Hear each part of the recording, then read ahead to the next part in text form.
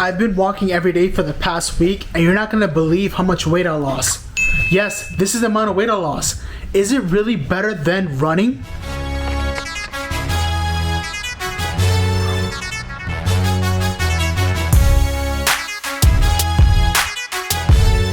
So, our goal today is to find out if walking is better than running. You see, I've always walked a lot in my journey, and I've always wondered if I'm missing out on anything with running. I don't typically run, and the reason why I don't typically run is because of my weight. Back when I was 330 pounds, I tried running, but every time I would try running, my knee would always hurt. So I just focused on walking, and I lost about 90 pounds. Now that I lost a lot of weight, I wonder if I can run now and if it will be better than walking. I am really hungry right now, and I know I'm gonna be working out a lot today, so I need to get myself hydrated and full. Look how good they look. So what inspired me to make this video is I was watching this YouTube video the other day talking about the reasons why walking is better than running. To summarize what she just said, running raises cortisol levels, which means it raises your stress. And because your cortisol level has raised, it causes you to gain fat in your stomach area. And with all due respect, I disagree with this part because she is saying cortisol level is causing us to gain fat in our belly area. And if anyone has common sense, that is not entirely true. If she were to say, oh, because we have cortisol level, we tend to have stress. And because we have stress, we tend to eat more, which means we are eating more than we should. Now that is the reason why we're gaining weight. I'm no professional, but it's common sense that the more you eat, the more food your body has to store, and the less you eat, the more weight you'll lose. However, what I do find interesting is that she said when you're running, your body does require sugar, which is why I'm eating watermelon early in the morning. And she does mention that running burns more calories. And she also states that because you're in this running movement and your body uses a lot of sugar to convert that energy, it hasn't reached a fat burning state yet. And as a guy who's on his weight loss journey, this is completely confusing to me, because how could I be burning fat when walking, but it takes longer for me to be burning fat while running? And on top of that, isn't it about being in a calorie deficit? Like, what if I wanted to run, but I was in a calorie deficit? Would I still lose weight compared to if I wanted to walk, but eat in a calorie surplus? So this really doesn't make sense to me. And there was a follow-up video on YouTube by a creator named Mario Tomic, and he had some main key points about walking. He talks about how it prevents injury and that it's low intensity, which means it's more sustainable. But the biggest problem that I had watching this as a beginner is that I didn't get to see a side-by-side comparison. Like, nobody was testing it. They were just talking about it. But don't you worry, my friend. I was destined to be the chosen one to make this video. There's only 3 tools that I need to make this happen.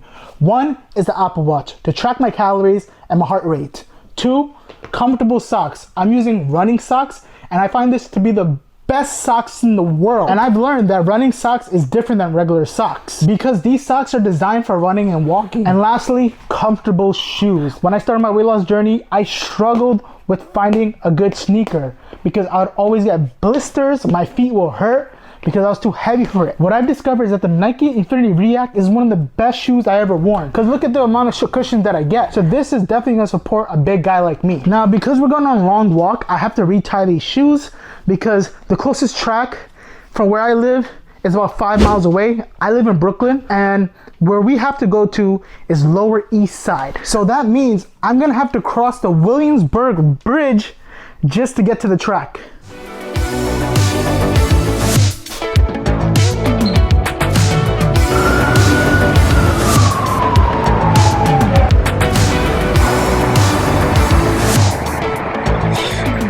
So it's been about an hour right now. I just got to the bridge and I burned about 400 calories so far. And so far my heart rate is falling between anywhere from 110 to 120 BPM. Guys, I have an issue right now. I need to get across this bridge right here, but this looks like it's only the bike lane. And I don't think we can walk here. So I have to find a way to cross this bridge right now. There has to be a walking path somewhere. Good news. So I just asked somebody, and there is a walking path. And it's a good thing that I asked because I would have just YOLO'd it and walked it. Now, time to find the walking path. I found the walking path for the bridge. It's time to cross that bridge.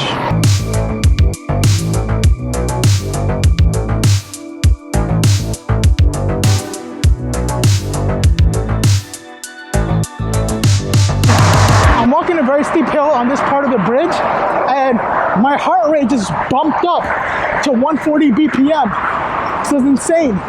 This doesn't feel too intense, but I'm actually shocked to see how high my BPM. Oh shoot, it's at 150 right now, and I'm not out of breath. So I'm very shocked to see how high the BPM went. You see all that green land over there? We're almost there.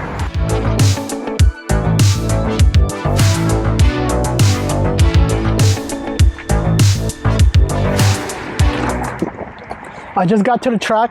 It took me about 2 hours and I burned about 800 calories. Right now, my legs feel tight. I need to loosen them up. So I learned that it's important to stretch before any type of walking or running. And for me, if I don't do that, my knee will hurt. And what I've learned that caused that was having tight hip flexors. So far, I enjoyed the walking. It didn't feel too intense. And I'm surprised how many calories I burned so far. To make this fair, what I'm gonna do is reset the watch and walk around one lap and then run around another lap. The track on this field is bigger than I expected. What I know I can do best is most likely one lap. I'm not trying to get knee surgery out here. So give me a thumbs up by hitting that like button for me trying and if you enjoy the video so far to help this channel grow.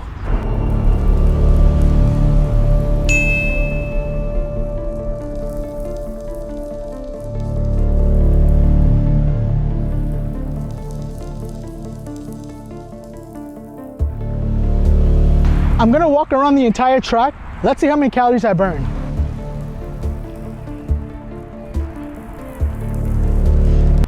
So it took me about 5 minutes to complete a lap. I burned about 31 calories and my BPM was around 118. Ooh. So I got an issue. The lens just fell and the wide angle lens for this camera is $50 and I lost it somewhere around the glass. The lens are this small. I can't find it right now, but the show must go on. So let's go.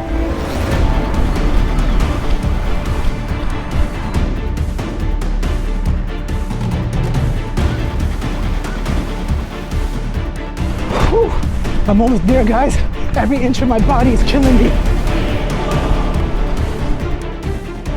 I made it.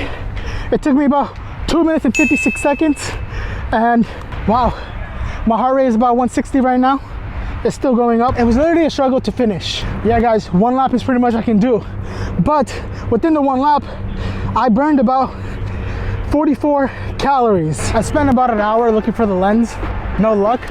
That's $50 down the drain.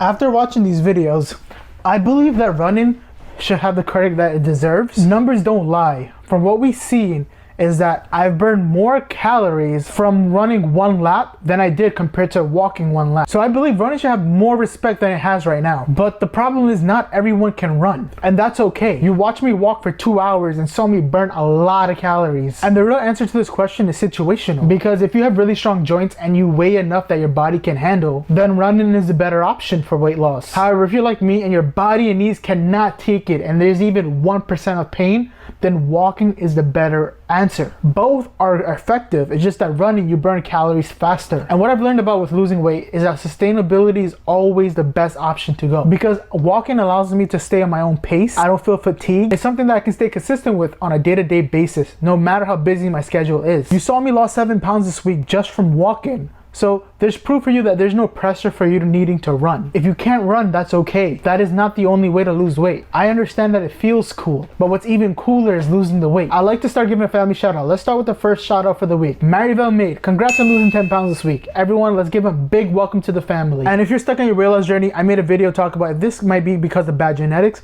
So click this video to watch to see if you're it, to find out if it is your genetics and what to do about it. Thanks for watching this video. Don't forget to be healthy, stay positive.